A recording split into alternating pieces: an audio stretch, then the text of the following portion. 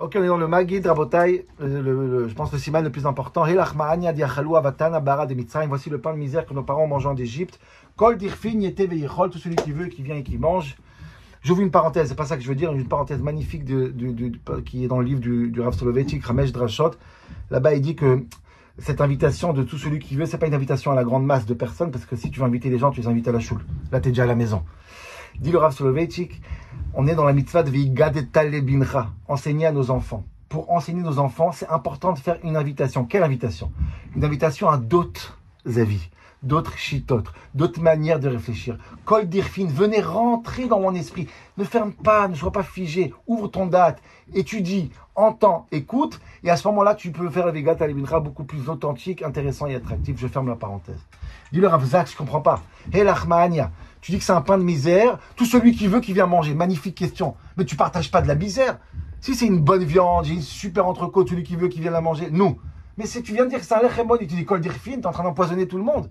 Tu dis pas, j'ai un pain qui est sorti du frigidaire qui a 30 jours. Tout celui qui vient manger, ça se fait pas. On partage pas les lechem on partage les bonnes choses. Dit le Rav Zak, c'est ramène Primo Levi.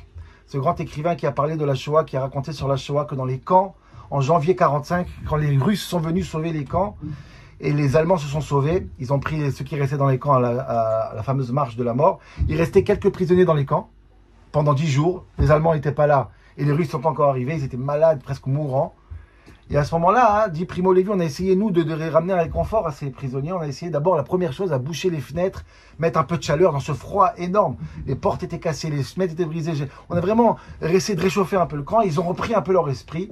Et Primo Levi dit qu'il y avait un prisonnier là-bas de 23 ans, un franco-polonais qui s'appelait Toporowski, qui a dit à ses copains, chers amis, regardez, ils sont venus nous amener du réconfort.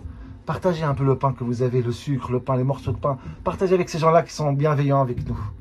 Et dit Primo Levi, à ce moment-là, quand ces gens-là, qu'il y a 1 semaine, 2 semaines, la loi de la jungle était, tu prends le morceau de pain, même s'il est à ton ami, pour vivre, il faut voler. Pour vivre, il faut prendre n'importe où, de n'importe qui. 1 semaine après, ils pensent déjà à partager avec d'autres. À ce moment-là, ils étaient libres des camps. À ce moment-là, la guerre était finie. C'est quand tu penses à partager que ta galoute, elle est finie. Dit le Rav Zaks, hé l'achmania, nachon, c'est un pain de misère. Mamash l'achmania. À partir du moment où tu dis kol dirfin, tu penses plus à toi-même, tu penses déjà au partage des autres. À ce moment-là, tu es sorti d'Égypte. À ce moment-là, tu es Géoula. À ce moment-là, tu es Ben Chorin.